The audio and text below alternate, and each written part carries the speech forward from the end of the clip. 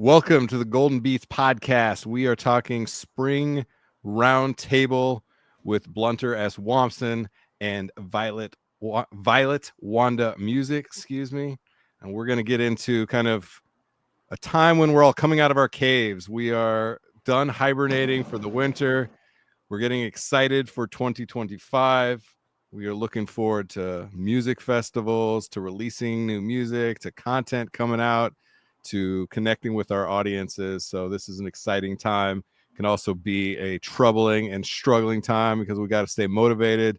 We start to get overwhelmed. So we want to just talk about a little of that, what's going on with us. First, wanted to let everyone know where we're coming from. I'm out in Des Moines. Violet, where are you coming from right now? When tell me where you're at and tell us your favorite part of the scene going on there. What's happening in your neck of the woods? So I'm in New York City, but my scene tends to be primarily online. So I was the founder of like a big online DJ kind of, or one of the founders. Like there were like 10 of us that got together, but like we turned a video game into literally a whole DJ scene that's got thousands of DJs now, which is crazy. So like there's that, plus I'm very involved in the industrial scene and also starting to get a little more involved in drum and bass, at least scene wise. As Blunter knows, I've always done drum and bass. It's just, a matter of connecting to the scene.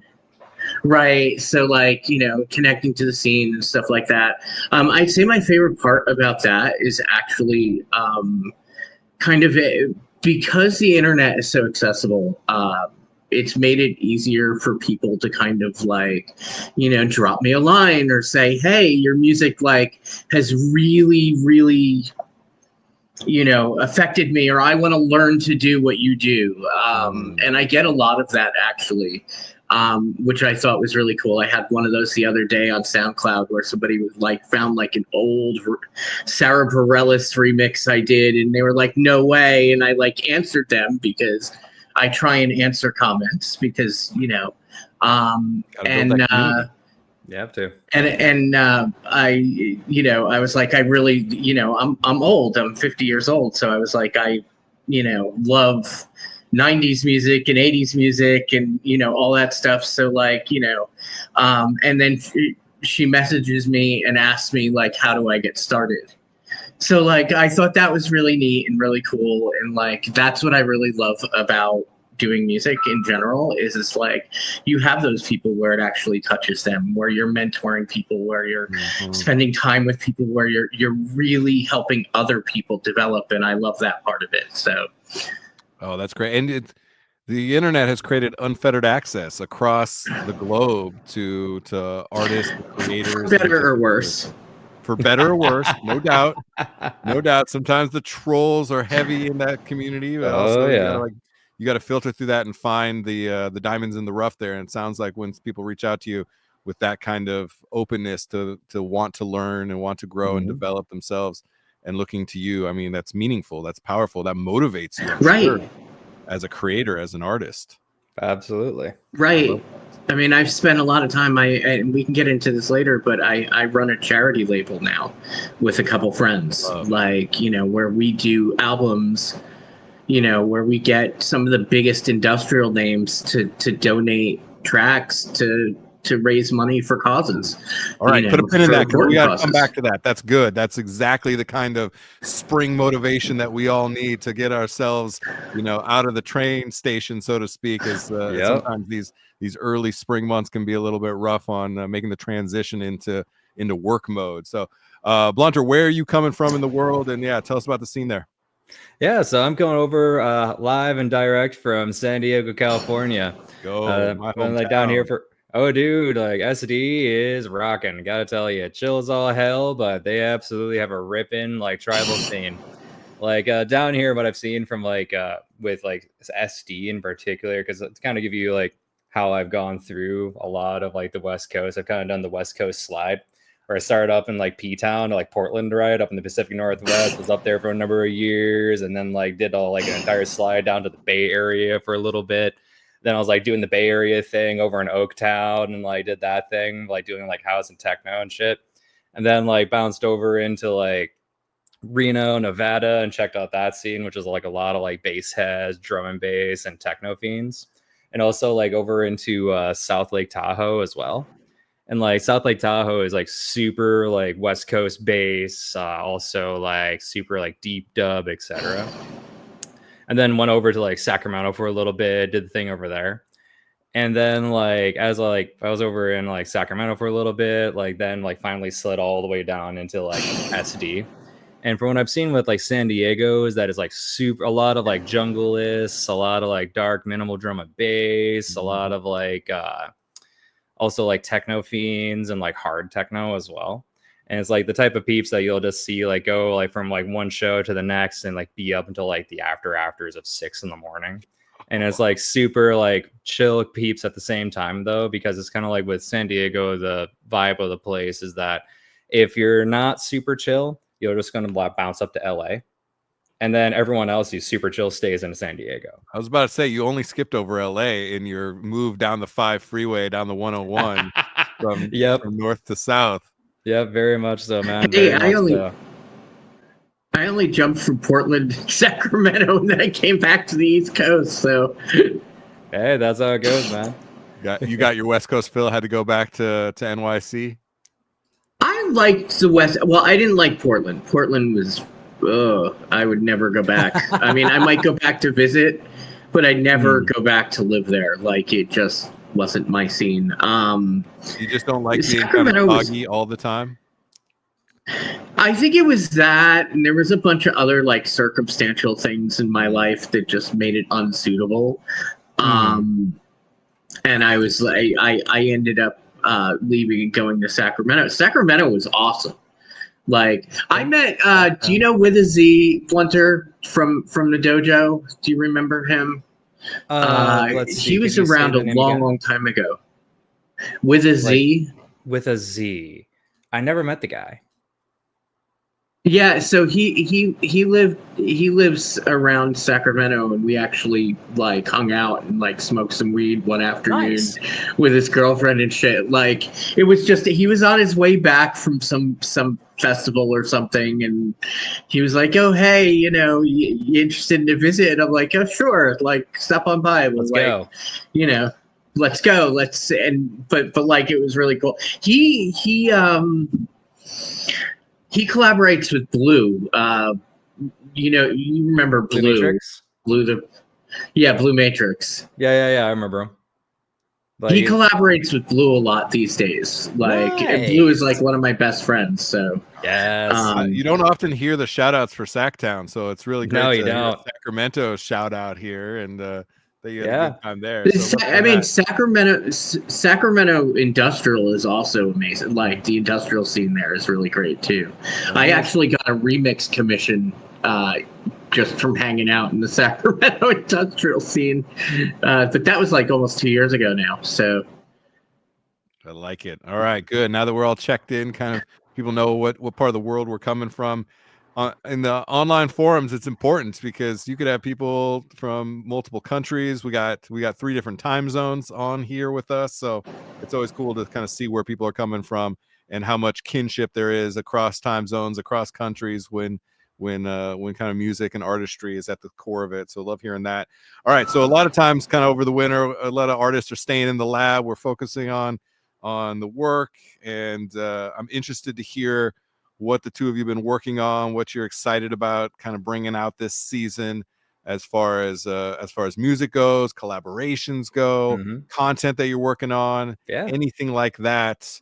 So Blunter, I'll jump to you now. What's going on with you? What do you want to share with us? Oh, so like at the beginning of the year, I host a challenge every year just to like kick it off and get people kind of like in the flow of it, like with the label community I run, and also with just the producer community I help foster, which is called New Me, New Beats.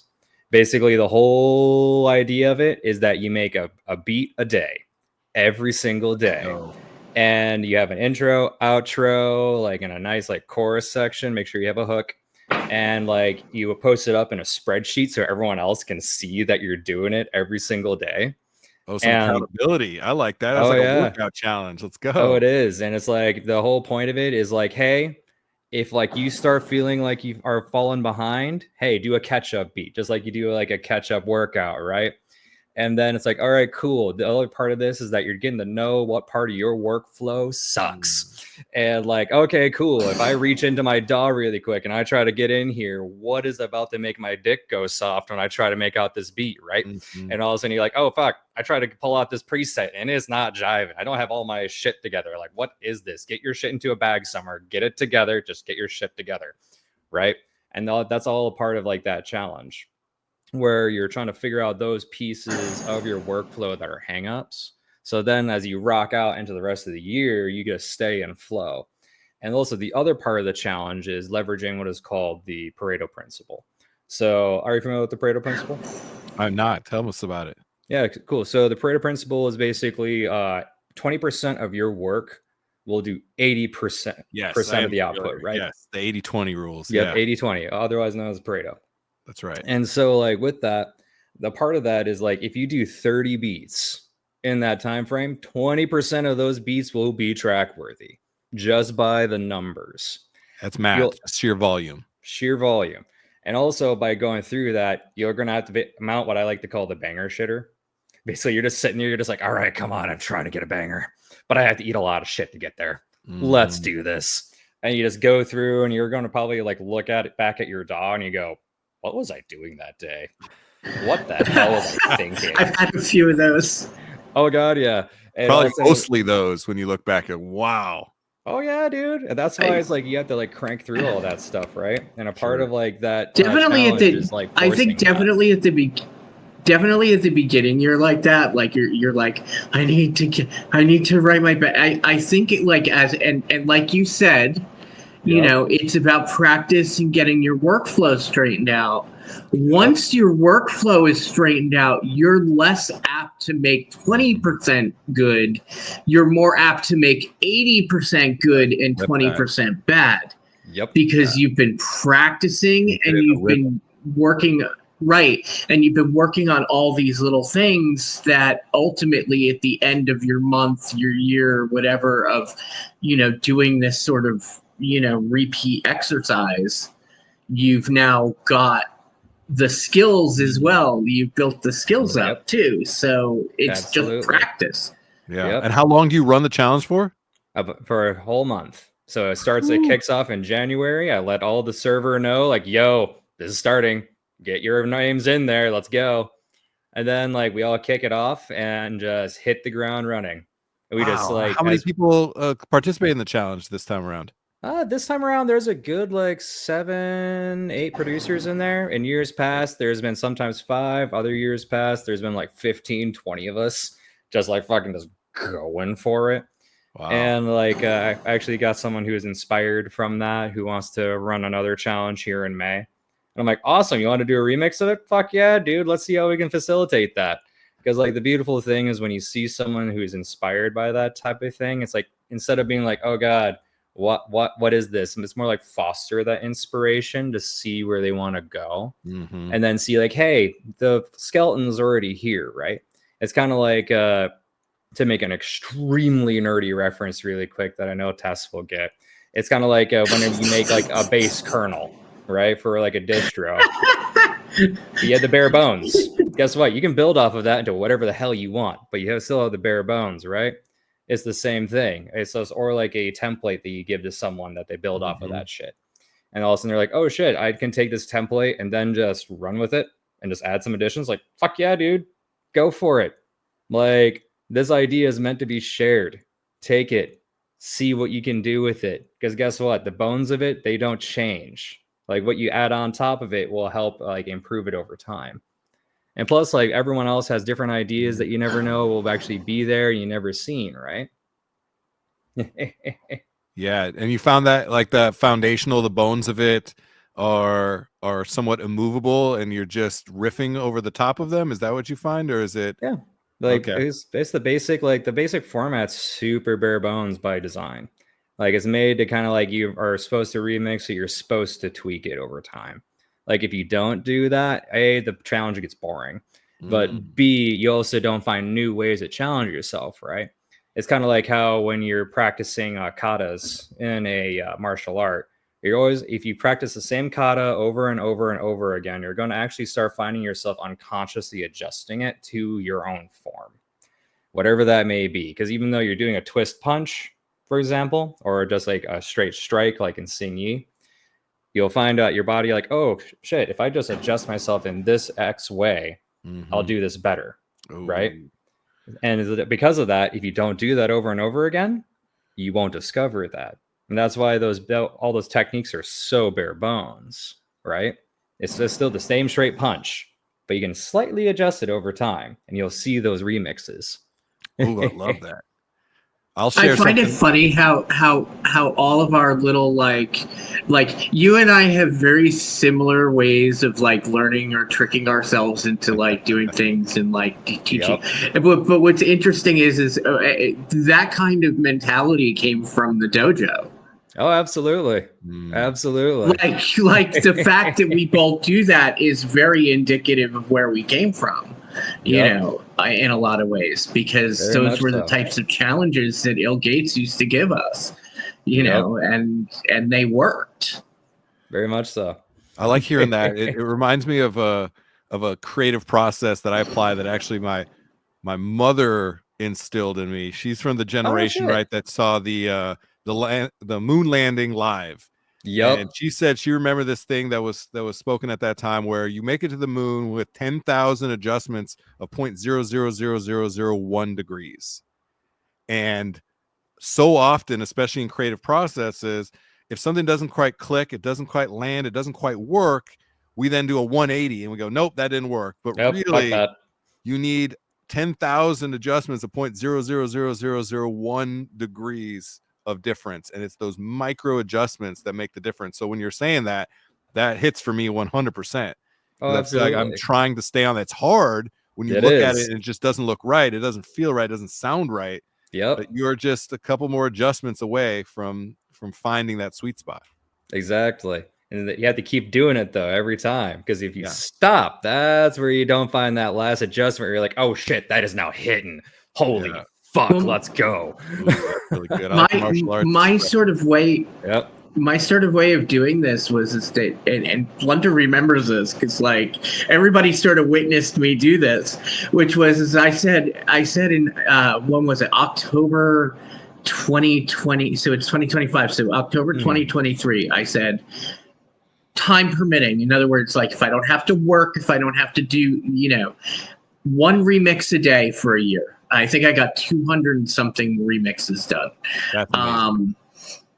And like the whole thing was I would do like a bunch of practice remixes, and then I would do like kind of like a big project, like I would structure it sort of as a class for myself, where like you did a bunch of practice and then you had like your test, right? And then I would take the test to my mentors for feedback, because then they could tell me what I was deficient in that particular track, so that was what the next set of things worked on. So I would then perfect the next skill, because I had gotten myself, you know, I'd gotten all these other things well. Now I could dig in and like, you know, I could have people who I trusted tell me, hey, you know, you could do this, or you could do that, or you could try this, or this is something new that, you know, I haven't heard you do, or whatever, so that the next group became my project to learn the next skill. And I did this over 230 something iterations over a year. And it also became the habit.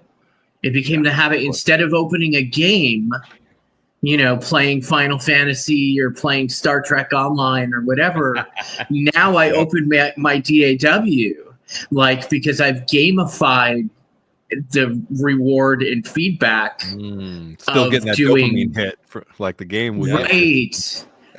And it hits in a way, and actually I think it hits in a better way in a lot of ways, because there's the creation aspect of it, where like, you know, you've just wasted, you know, 6 hours in a game. No, I've wasted didn't waste anything.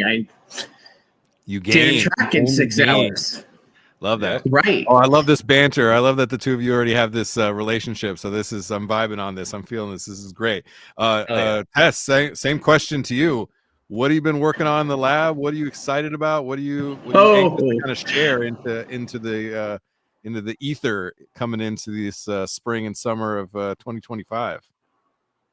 So there's actually two really big things right now. One is, and I mentioned this earlier, I help co-run a charity label in the industrial dark music space called Paraluna Records. And Paraluna, we started out.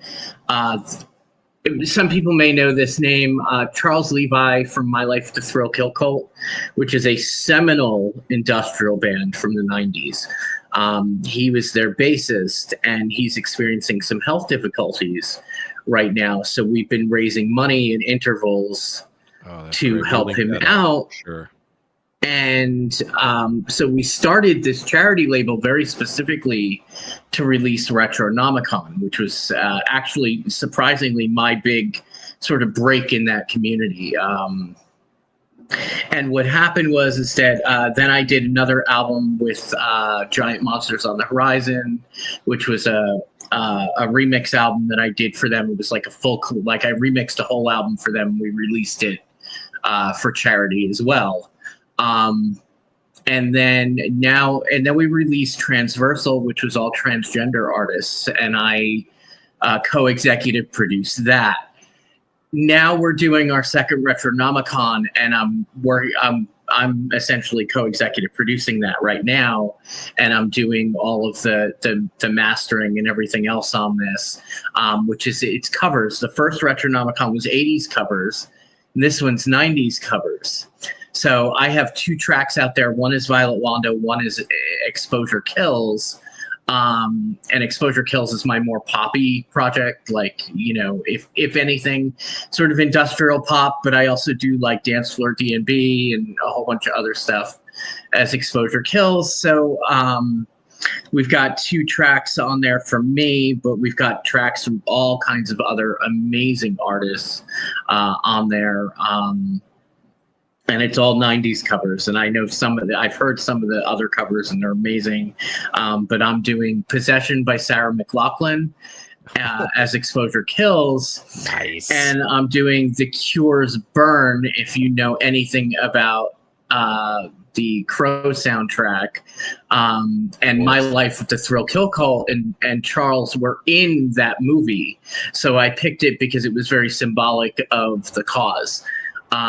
That we are, because this is to raise money for Levi.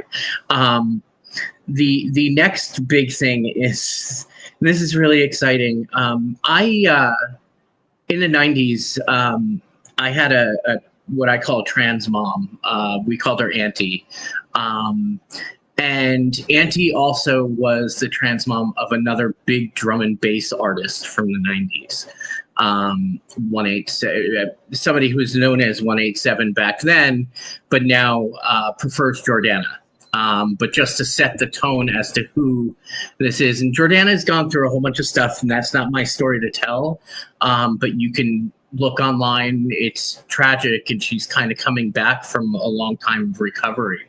And Jordana and I are collaborating on a cover of an old song by a band called Koshin, which was essentially Decoder, who's another drum and bass artist, had this side project, Koshin, and we are doing a cover from that. So Jordana and I are working on this right now, and it's really exciting and it's really fun, and it's kind of industrial poppy Exposure Kills type stuff, which is I'm really excited about. So that's what I've been up to. You're pulling a lot of nostalgia out right now. I feel like nostalgia train's strong with this one, man. Yeah, I like the nostalgic. I like the 80s, the 90s pulls, even pulling from soundtracks and stuff. What's kind of inspiring you to look back a little bit in that way, to kind of move your music forward and move some of the community's music forward? What's having you want to look backwards to kind of move forwards? which I think is an interesting I concept. think I'm old enough that like I want to incorporate my influences into modern music. So like I was a prog rock bassist for years. I played, in Rush cover bands and stuff like that. So like I have kind of like I have a very complicated, I played in jazz bands and stuff like that. So like I have a very wide array of influences. That I love, that I still love. Like I've never moved beyond loving that music. Like I just grew because I was very open to modern music and to dance music and things like that. And so I try and kind of merge the two. And like I also want to introduce people to that music of my of what was my young adulthood. Which was musically right. And so it's like, I love 80s hair metal. I love, I love synth pop. And like, that's a big thing in the dark music community. The synth pop thing never really went away there.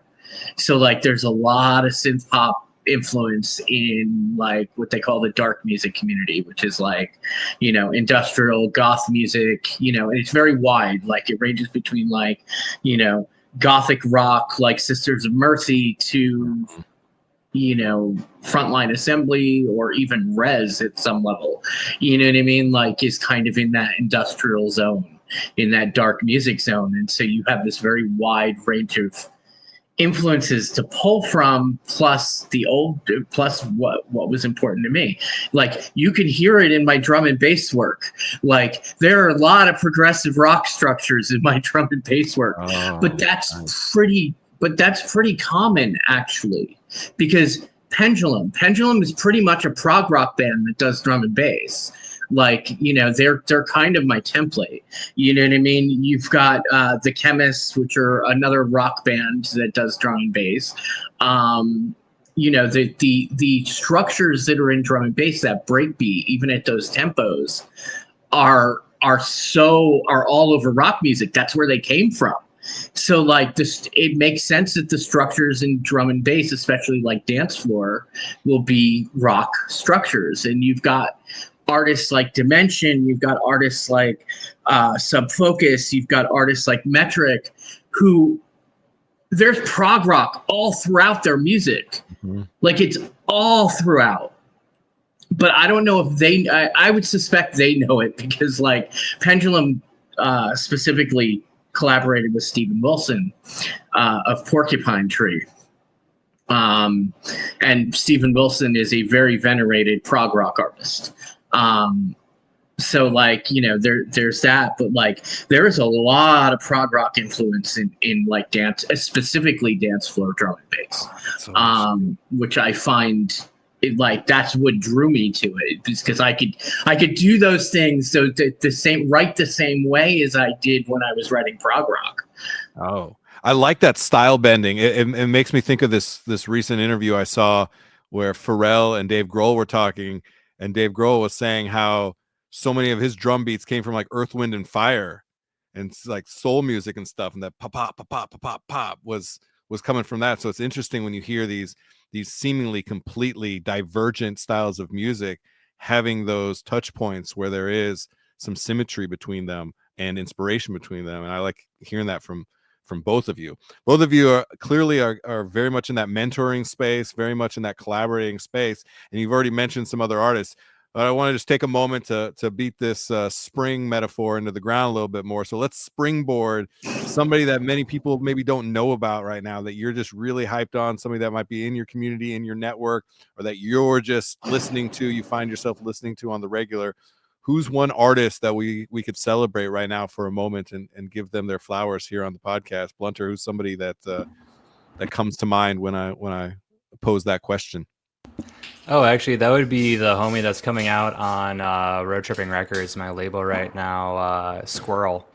He's out of South Lake Tahoe. I highly recommend checking him out. He has an entire like D&D storyline behind his like entire project. What? Where it's like all about like this bard named Squirrel that's going out into like the world, like fighting the Weasel Lord. That's his arch nemesis. I love when there's a whole story arc. Oh, dude, it is on point. This dude has such an amazing imagination and like has such a great vision. I highly recommend checking him out. And it's a collab track with the other homie, Beautiful Existence. And Beautiful Existence, he's out of Seattle. And he's also makes amazing like world bass and also deep dub. And he likes to combine influences from like a lot of his life experience. He has a really heavy like Eastern samurai bent to his project, which I also highly recommend checking out. Like both their styles are really highly complementary. So when I heard that they were like doing a collab, I'm like, my dudes, let's bring this shit to life. Like, come on now. I want to see where your vision and inspiration is taking you. Let's like put this out. Like, come on now. Don't let it sit on your hard drive. Let's go. And so like this one is called Pretty Flowers. It's coming out at the end of the month on March 28th. Highly recommend checking it out when it hits. It is a fucking banger of a tune and has an amazing story behind it. Oh, so cool. Love that. That was you had that right in the cannon, ready to shoot them out of a cannon. So dude, the promo cycles have been real. Like I've been like sitting here like, all right, guys, let's go. We just kicked this off. Oh, that's great. Tess, for you, who's somebody that so you want to make sure we're paying attention to right now? So there's actually two people. One would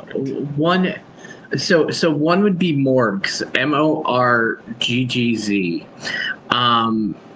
Is somebody who I've been mentoring, Morgana Shepherd, who is this incredible, like sort of cyberpunky bass artist, like, you know, in that like sort of res vein, but not quite. And I think she's going to go somewhere like I did a remix of one of her tracks recently that we submitted to DEF CON, which is the hacker convention in Las Vegas, because that's where I come from. And, you know, I've been on the soundtrack for several years. So we submitted a track together because I believe that strongly in her work, and her vocals were amazing. And then another artist, Disco Beta / Faraday Cage, who has absolutely no confidence in her work, but she writes the most incredible liquid drum and bass. Like, it is really good, and like it's just a matter of her confidence and practice. You know, we talked about practice earlier. Like, that's where she's at. She's at the level that, like, it's just practice for her. Like, her music is amazing. And you know, so like that's those are my two. Oh, that's so great. I love how easily other artists' names flow out of both of your mouths.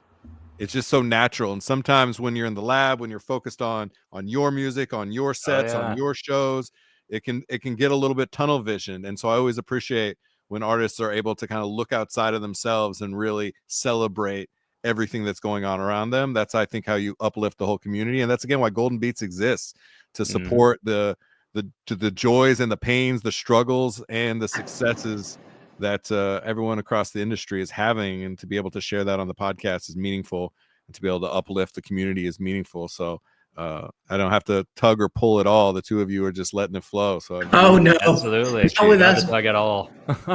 Really, I mean, like I said, I think that sort of comes from where we come from. Like, we, you know, during the pandemic, a lot of us were reaching out for other people, and you know, we ended up in different Discords and things like that you know were focused on, you know, music production. We found Il Gates's producer dojo, and a bunch of us. I kind of came around the mid period. But now it's 4 years, like, you know, since then. But like, we all had a very cooperative mentality. I think, you know, it started out very much with us helping each other learn, giving each other feedback, really participating in events, and having fun with making music with each other. And I think that there are very few people from the dojo that you'll find that are closed off socially, like in terms of music. Like everybody has realized how valuable having community, having friends, having people that you work with, that you can get feedback from, that you trust, that you came up with. Otherwise, it gets lonely. Blunter and I do. Yep, absolutely. Blunter and I do very different music. It's very different music. but we've become friends because we have an interest in music production, and the basics are the same. I mean, there are very specific genre level things that you learn when you start digging into a genre, but music production has all the same theory behind it in terms of how do you mix, how do you, so we can get feedback from each other, we can play our things for each other, we can do these things and still have constructive things to say, because the background stuff is the same. We learned from the same people. We had the same mentors. We had the same friends that we worked with. We had, all of us were this big giant family at one point. I think a lot of us have moved on now that the pandemic is over. So like now we're back out in real life and stuff like that, and but we've all kept in contact. Are you saying we all cross-pollinate? Out in the jungle, everyone is on their own.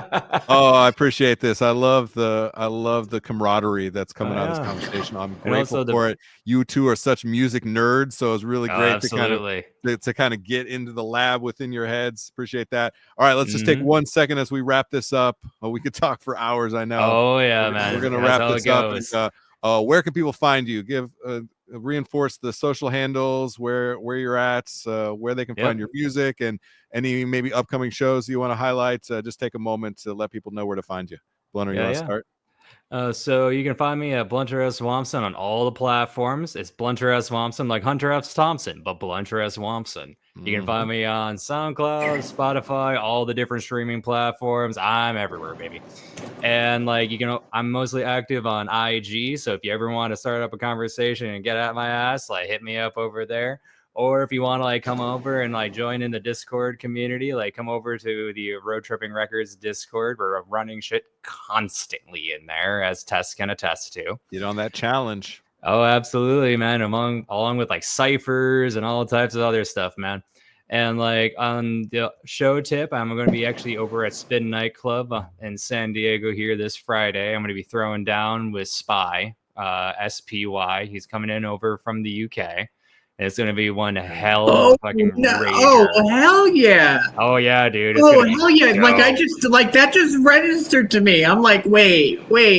Oh, shit. Oh, yeah, dude. It's going to be a rager. I'm going to be playing upstairs on the second stage. It's going to be with a stellar crew of peeps, a bunch of all fellow D&B rollers and junglists. So come on through. We'll be glad to have you. It's going to be a rocking time. Yes, nice. All right, Tess, same for you. Where can everyone find you? Anything coming up you want to share? So and I can give this to you offline, but it's violetwanda.card, CARRD.co, has pretty much links to everything.